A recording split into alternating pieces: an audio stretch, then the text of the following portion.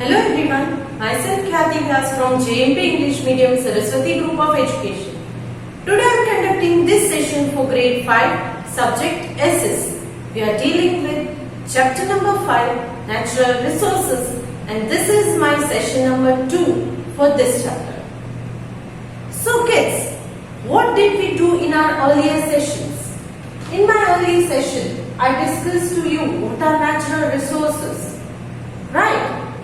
Yes, all the things that you get from nature are called natural resources. Whether it is sunlight, air, water, soil, then you have animals, birds, all these are natural resources. Then I explained to you the vocabulary words that is through PPT, right? I hope in your homework you have written the words along with their meanings and also learned them by heart. Then I explained to you two types of natural resources that are renewable resources which are also called inexhaustible and the other one is non-renewable resources which are called exhaustible resources. Renewable resources are inexhaustible resources because how much ever you use them, they will not become empty. You can use them again and again.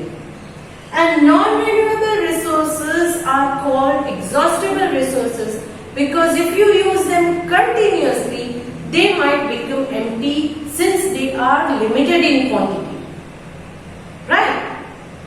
Now, as I told you earlier that in today's session, we will discuss regarding the uses of these natural resources. So what are the uses of natural resources?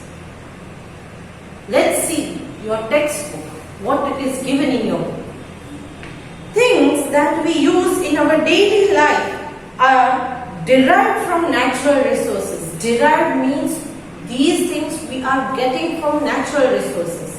By the use of natural resources, we get these things. Derived, here they have given. Obtain something from a substance is called derived. Right? Obtain something from a substance is called derived. So from these natural resources, you are getting something which you are using in your daily lives. For example, you get sunlight. You get this sunlight or you derive this sunlight and you make electricity by the help of solar panels. You heat up your water by using solar water heaters. You generate electricity using the wind or the moving air. So, you derive many things in your daily life which you are getting from your natural resources.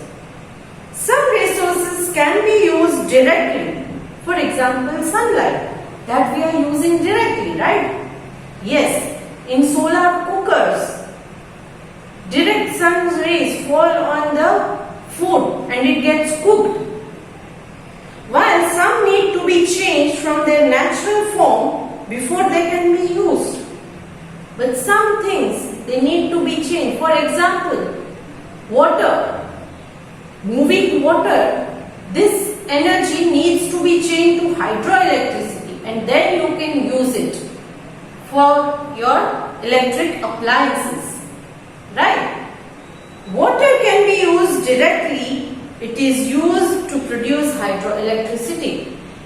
Here, water, you no need to make any purification process for generating electricity.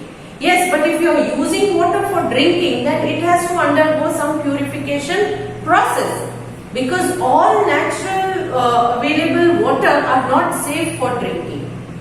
So water is a natural resource.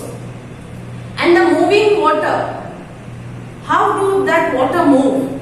Yes, by constructing dam and then when the water is led from the dam, it moves with great velocity, right? And it generates electricity. So water can be used to produce hydroelectricity. This is done by building dam across a river. I'm sorry. Dams are constructed or they are built across the river. so that this water is stopped from moving further or flowing further. And when the enough quantity of water is stored, they open the gates of the dam, and at that time the water flows through the gate with great speed or great velocity, and this will generate electricity, which is called hydroelectricity. Fossil fuels need to be refined before they can be used. Fossil fuels, that is natural gas, coal, petroleum, all these are fossil fuels which you get from beneath the surface of the earth.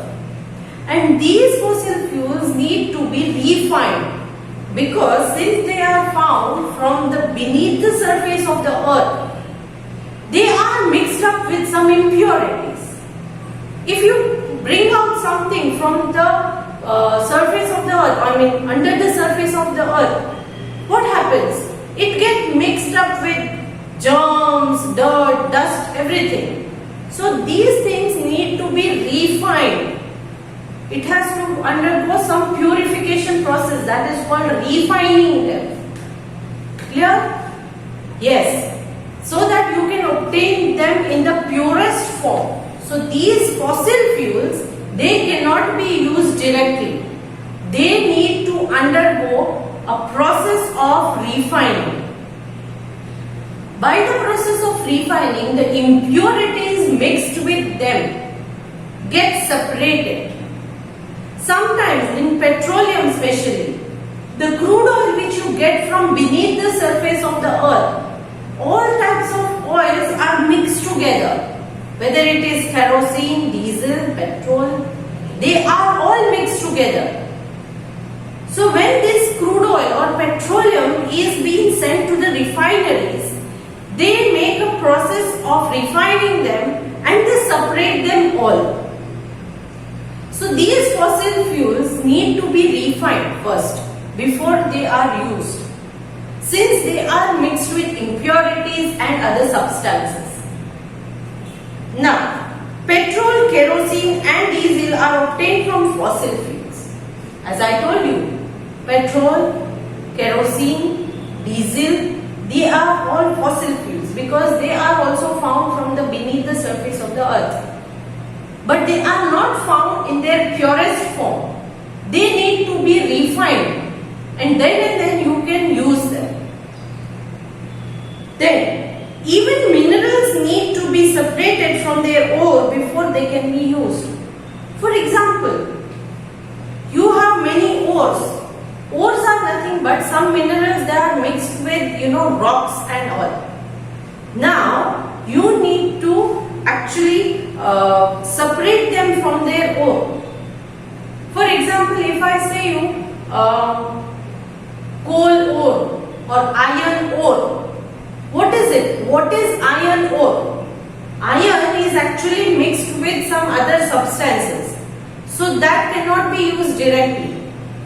From that iron ore, you need to extract iron first, and then you can make different things from that purest form of iron.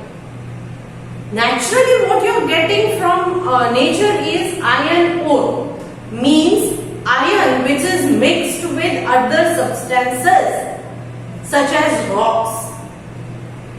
Right? So these ores need to be separated, and then you can use the metal which you have extracted from that ore in the direct form. So, whether it is an ore or a fossil fuel, you cannot use them directly. You need to purify them, refine them, and then you can use them. Clear? Next, the increase in population has increased the demand of natural resources. In the previous years, the number of people living in a particular place were comparatively lesser than now. For example, there is a small village. In olden days, there were only 150 to 200 people living in that village. But now, if there are 400 to 500 people living in that same village, Is the natural resource available in that particular area enough for use of 400 to 500 people? The available resources were used previously only by 150 to 200 people. Right now, there are 400 to 500 people. What will happen? Say for example, your mama prepares some 15 rotis. You are only 5 people living in a house. So for 5 people, maybe it is enough, 15 rotis or 20 rotis. Right? Each one will eat 3 to 4 roti, not more than that, I guess. But if instead of 5 people, if there are 10 people, do you think 15 to 20 rotis are enough? Similarly, these natural resources, they are in same quantity right from the beginning when the earth was formed. But the population is increasing day by day. And the use of these resources is also increasing day by day. Right? So the increase in population has increased the demand of natural resources. Previously, for example, if I talk about petrol, there were only limited quantities of vehicle or limited vehicle moving on the road. So petrol was enough which we get from the nature. Right? But right now what is happening? Almost everybody in the house, every person except the kids, all the elders are having their own vehicle. Whether it is 4-wheel or at least 2-wheel, so everybody will have, all the elders. Now, in the past, what happened?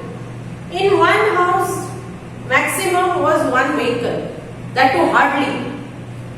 Good enough family, then they have only one vehicle. And the richest family, one car. But most of them, they used to ride a bicycle. But today, what is the condition? Each person in the family has their own scooters. And one car in all the families, so that when they are going out together for a picnic or a holiday, they take the car. Now what happened? The demand for petrol increases. Because without petrol, these vehicles will not move. So increasing population has also increased the demand of these natural resources. So there is a need to look for new resources. So that is why, since the petrol is not enough, as I told you, I am not only talking about petrol, I am just giving an example of petrol. For example, we had electricity in our past also, but that was more than enough. Now what has happened? Houses are increasing, buildings are increasing, and due to that, the use of electricity has also increased. We are having different electric appliances as well. We have microwave ovens, we have mobile phones, laptops, tablets. All these appliances need to be charged. You have ACs at your home. And that is why electricity is used so much that to generate this electricity, we have to find some other source. How we can produce electricity? By water, by wind, by sun, solar electric panels, right? So different ways of generating electricity is thought by us, because the use of electricity has increased. So you have to increase the production of electricity as well. How much ever you use them, you have to produce more and more and more. आप कितना use करते हो, ज्यादा use करते हो तो ज्यादा produce करना पड़ेगा, right?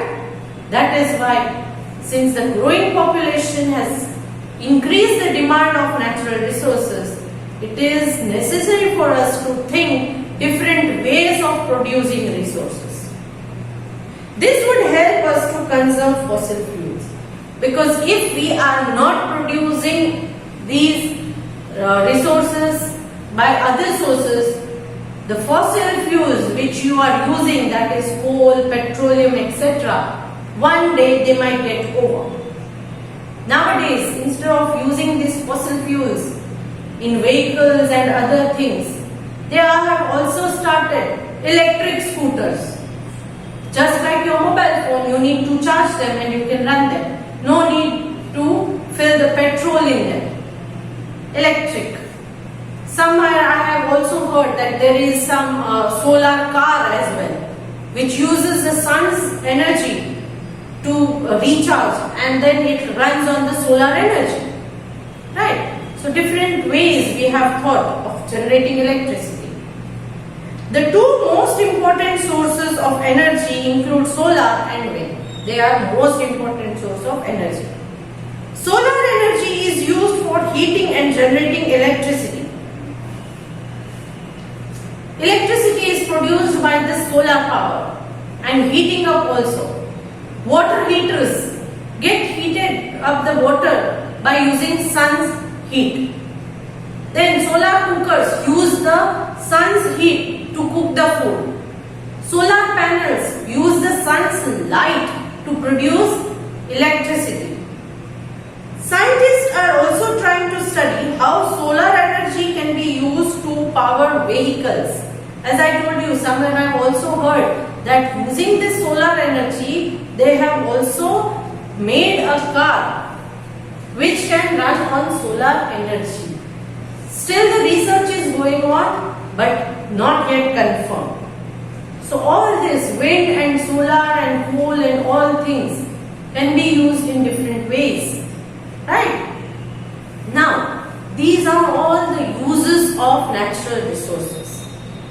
Different ways of using natural resources. Now, if natural resources are used in so many different ways, and as I told you, there are some natural resources like fossil fuels which are in limited quantity. So don't you think it is necessary to conserve them? Conserve means to use them wisely only when needed, because once they get over, they cannot be renewed. So you need to conserve them. Now, our natural resources are present in limited quantity, lesser quantity. If you use them again and again, they might become empty. Therefore, there is a need to conserve them. Some ways to conserve natural resources are listed below. We should always separate biodegradable waste and non-biodegradable waste. Now, what are biodegradable and non-biodegradable waste? Biodegradable waste are those waste which mix easily with the soil by natural process. For example, your fruit peels, vegetable peels, right? When you remove the upper part of your fruits and vegetables, that is the peel, and if you dig dig the ground and then put them inside the mud and cover it with the mud once again, after some time, if you see, after some weeks, they get mixed up with the soil and they become soil. So they are called biodegradable waste.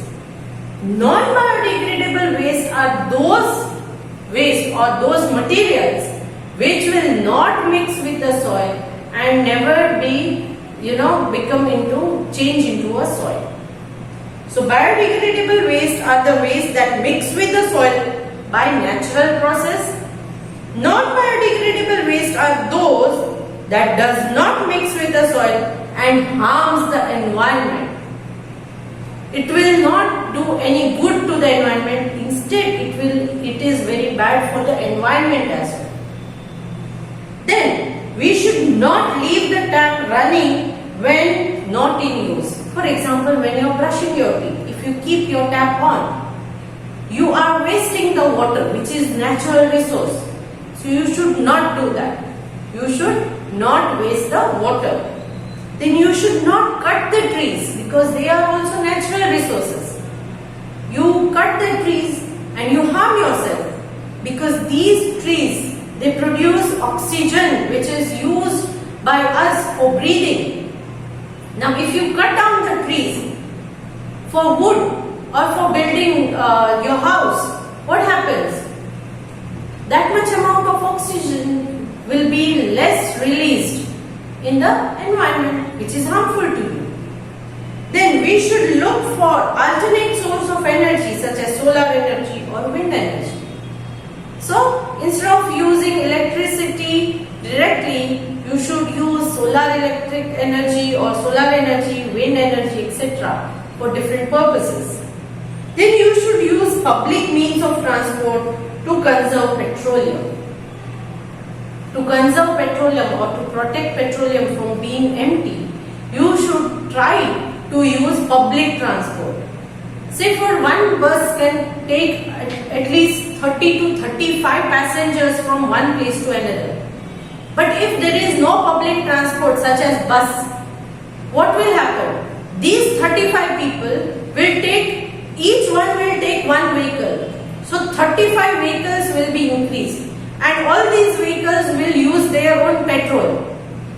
But one bus is enough for all these 35 people to travel from one place to another.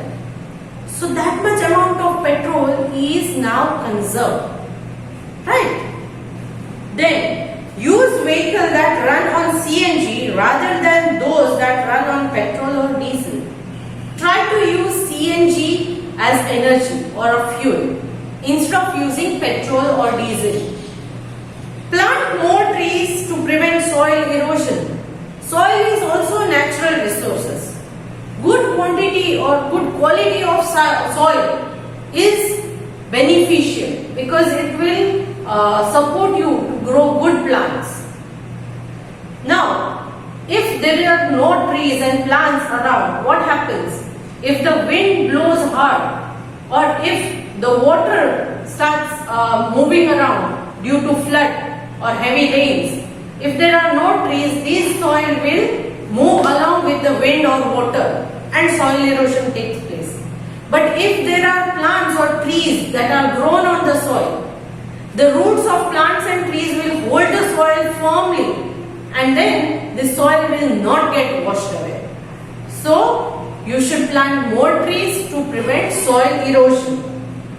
Protect our wildlife by banning activities like poaching and hunting. Poaching is illegal hunting. Illegal hunting is called poaching. So we should protect our wildlife, that is also a natural resource, by not undertaking activities or not doing activities such as hunting, means killing of animals, or poaching means killing of animals illegally. Right? It is a crime. Poaching is a crime. Here they have given, see, poaching, illegal hunting of animals is called poaching. Clear? So this was all regarding the natural resources, chapter number 5. How we can use them, how we can conserve them, we have discussed today in this session. In next session, we will look into the textbook exercise of this chapter. Before that, I am sending the PDF, that is worksheet based on fill in the blanks, which you have to solve yourself. You can go through the textbook to find the answers or go through the video and you will get the answers. Clear, kids? I want you all to read the chapter once before you receive your next video session in which we will discuss the exercise. Clear? So do your work with good handwriting and no spelling mistakes. If you have liked this video, please click on the like icon. And see you in the next session. Bye.